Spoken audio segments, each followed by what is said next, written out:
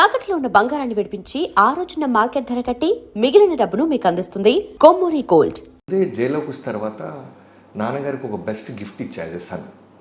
నేను చిరంజీవి గారితో సినిమా చేయటం కన్నా నువ్వేమిచ్చావరా మీ నాన్నకంటే నేను ఇచ్చిన బిగ్గెస్ట్ అచీవ్మెంట్ ఏంటంటే బ్యూటిఫుల్ గిఫ్ట్. జైల్లోకి అయిపోయిన సినిమా రిలీజ్. దానికి ముందు ఒక 10 days బిఫోరు ఫాదర్కి ఒక నాజిల్ స్పెక్ట్రమ్ క్యాన్సర్ అని బిగినింగ్ స్టేజ్లో ఐడెంటిఫై చేసాం. సో బసవతారక్ని తీసుకెళ్ళాం. కళ్యాణ్ రామ్ గారు చెప్పడం వల్ల సర్జరీ డేట్ ఇచ్చారు. సో ఫాదర్ అన్నారు, జైల్లోకి రిలీజ్ అయిన తర్వాత చేయించుకుంటాను, ఈ సినిమా నాకు చాలా ఇంపార్టెంట్ నీ థియేటర్లో. ఎందుకంటే ఆయన ఫస్ట్ డే సినిమా చూసేస్తాడు. అదే గుంటూరు కాబట్టి పైగా కొడుకు చేసిన సినిమా అనేసరికి ఎక్కువ ఉంటుంది కాబట్టి. సో జైల్లోకి అనేది బాగా అంటే తారక్ అంటే ఆ 3 క్యారెక్టర్లు చేయటం, ఆ కథ అంతా తెలుసు. ఆయన ఏం చేసేవంటే నా రైటింగ్ రూమ్కి వెళ్ళి బుక్స్ అన్నీ చూసేసి కథ అంతా చదివేసేసి మెల్లగా ఆ సీన్ బాగాలేదు, ఇది బాగాలేదని చిన్న నసుగుతూ ఉండేవాడు. మనం అసలు నేను ఎవడు చదవమన్నాడు మోహన్ రావు అంటుండేవాడు. నేను I use to call him, పేరు పెట్టి పిలిచేవాడు, ఏమయ్య మోహన్ రావు అంటుండే. Nice friendship really. ఆయన గ్రేట్ ఆ విషయంలో, ఎందుకంటే మిమ్మల్ని అలాగే అలౌ చేశారు. సో ఆయనకి ఏంటంటే 3 క్యారెక్టర్లు చేసేసాడు వీడు. ఎలా చేస్తుంటాడు, ఆ పైగా జనతా క్యారేజ్ లాంటి ఒక స్టార్డమ్తో ఉన్నాడు ఎన్టీఆర్ గారు. నానక ప్రేమతో జనతా క్యారేజ్ లాంటి హ్యూజ్ సక్సెస్లో ఉన్నాడు. అవును, పెద్ద రేంజ్లో ఉన్నాడు. అవును, దానికి ముందు నాకు సర్దార్ గబ్బర్ సింగ్ అనుకున్నంత స్థాయిలో విజయం, రెవెన్యూ సైడ్ రాకపోవటం, వీటన్నిటితో జైలకుస్ అనేది నాకు నా ఫ్యామిలీకి కానీ చాలా ఇంపార్టెంట్ సినిమా అది. అవును. సో ఫాదర్ సినిమాకి తీసుకెళ్ళాలి. ఈ టైంలో ఈ 10 days బిఫోర్ ఏమన్నారంటే జైల్లోకి రిలీజ్ అయిన తర్వాత చేయించుకుంటాను నేను సర్జరీ, ఇప్పుడు ఏమొద్దు అన్నారు. సరే రిటర్న్ వస్తున్నాం, కరెక్ట్గా స్టార్ బక్స్ దాటుతున్నాం ఆ రోడ్డు, ఇప్పుడున్న స్టార్ బక్స్ మన బసవతారకం నుంచి దాటుతుంటే నానే ఉన్నారంటే, ఓవి చిరంజీవి గారిని చూడలేకపోయినరా, బాస్ని చూడలేకపోయినరా, అది మా జీవితం అని ఆయన ఏదో నసుగుతున్నాడు. నేను డ్రైవింగ్లో ఉన్నా, మా బాస్ని చూడలే అంటే ఆయన ఏంటంటే సర్జరీ తర్వాత ఏమైపోద్దో నాకు, చిరంజీవి గారిని నేను చూడలేకపోయాను దగ్గరుండి. ఎందుకంటే కళ్యాణ్ గారిని చూశారు, ఆయన సర్దార్ గబ్బర్ సింగ్ చదువుతున్నప్పుడు 3-4 times తీసుకెళ్ళాను, పరిచయం చేశారు, బాగా మాట్లాడేవాళ్ళు. అలానే ఎన్టీఆర్ గారిని చూశారు, నేను చేస్తున్న రవితేజ గారిని కలిశారు. అవును, పూజ రోజు ఆయన ముహూర్తం కొబ్బరికాయ కుట్టారు. కానీ చిరంజీవి గారిని నేను చూపించలేకపోయిన విషయం నేను మర్చిపోయా. మీకు తెలుసు కదా, ఒకసారి డైరెక్టర్గా మనం మొదలెడితే రేసు ఇంకా మనకి కనపడవు. అదే ఆ స్పీడ్ పరిగెత్తడమే, సినిమా తర్వాత సినిమా తర్వాత సినిమా తర్వాత ఈ సినిమా గొడవలో నేను ఎన్నోసార్లు చిరంజీవి గారిని కలుస్తున్నాను, వినాయక్ గారి ద్వారా, వాళ్ళ ద్వారా. నేను డైరెక్టర్ అని తెలుసు, ఆయన అభిమానిని తెలుసు. ఎక్కడైనా వెళ్తే ఏమ్మా బాబీ అంటుండేవాళ్ళు. ఈ ఆనందాన్ని వచ్చి షేర్ చేసుకునేవాడిని తప్ప మా నాన్న మీకు పెద్ద ఫ్యాన్ సార్ అని నేను తీసుకెళ్ళలేకపోయాను. సో బాస్ని చూడలేకపోయాను రా అని బాధపడుతుంటే నేను ఫస్ట్ టైం ఎమోషన్ ఫీల్ అయ్యాను. ఇదేంటి, ఇప్పటికి నేను 3 సినిమాలు చేశాను, నేను ఎవరో తెలుసు మార్కెట్కి, మా నాన్నకి చూపించలేకపోయానని వెంటనే సైలెంట్గా ఉండి ఫాదర్ని దింపేసిన తర్వాత వినాయక్ గారిని, నాకు ఇండస్ట్రీలో అతి తక్కువ మందితో నేను బాగా ఎమోషనల్గా ఇంటరాక్ట్ అవుతుంటే వాళ్ళు వినాయక్ గారు ఒకళ్ళు, పురి జయనాథ్ గారు ఒకళ్ళు. నేను కాల్ చేసినా చేయకపోయినా వారానికి ఒకసారి ఫోన్ చేసి ఎలా ఉన్నావు తమ్ముడు అనే 2 డైరెక్టర్లు అనమాట వాళ్ళు. సో వినాయక్ని గారిని వినయ్ అన్న అంటాను.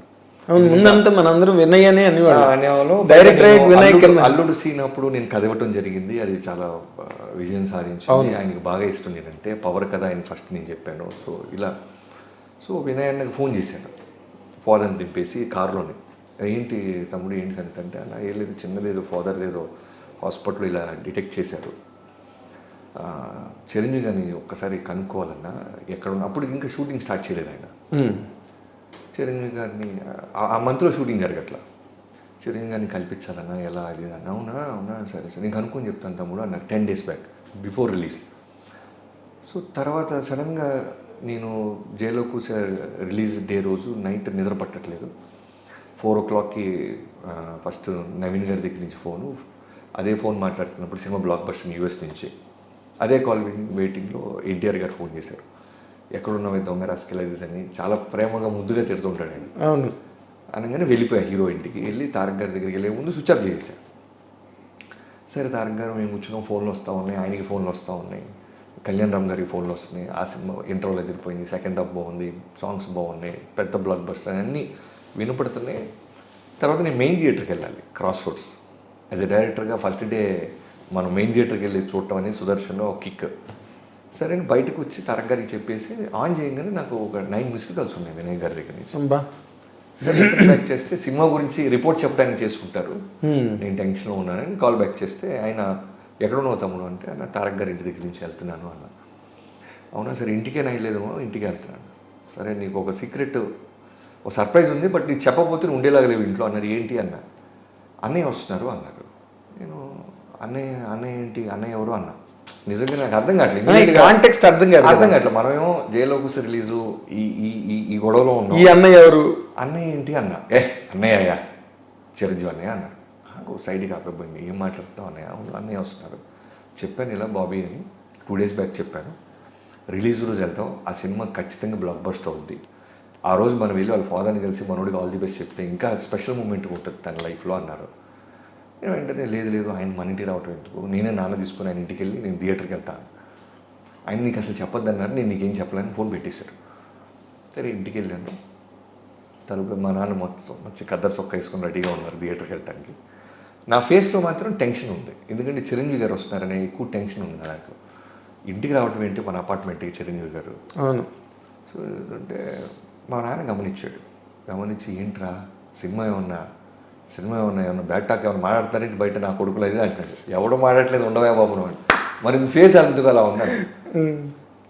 నేను చెప్పకపోతే ఏమైపోద్దంటే ఒక 55 ఏళ్ళ నుంచి ఒక 60 ఏళ్ళ నుంచి ఒక వర్షిప్ చేస్తూ ఒకరిని చూడాలి, ఒకటితో మన ఫోటో దిగాలి, ఎన్నోసార్లు ఆ కట్అవుట్కి దండలేసిన ఆయనకి బెల్లు కొట్టి డోర్ తీసి చిరంజీవి గారు కనబడితే జరిగే ప్రమాదం ఎక్కువ ఉంటుంది. Exactly shock. ఆ షాక్ నాకు భయం అనిపించి మెల్లగా చెప్పేసాను.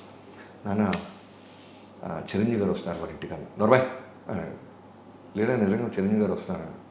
ఏం మాట్లాడుతున్నారా. లేదు నాన్న చిరంజీవి గారు వస్తారు, వినయన్న ఫోన్ చేశారు. చిరంజీవి గారు మన ఇంటికి రావటం తప్పురా, మనమే వెళ్దాం అన్నాడు. ఇవన్నీ అయిపోయినాయి ఈ డైలాగులన్నీ.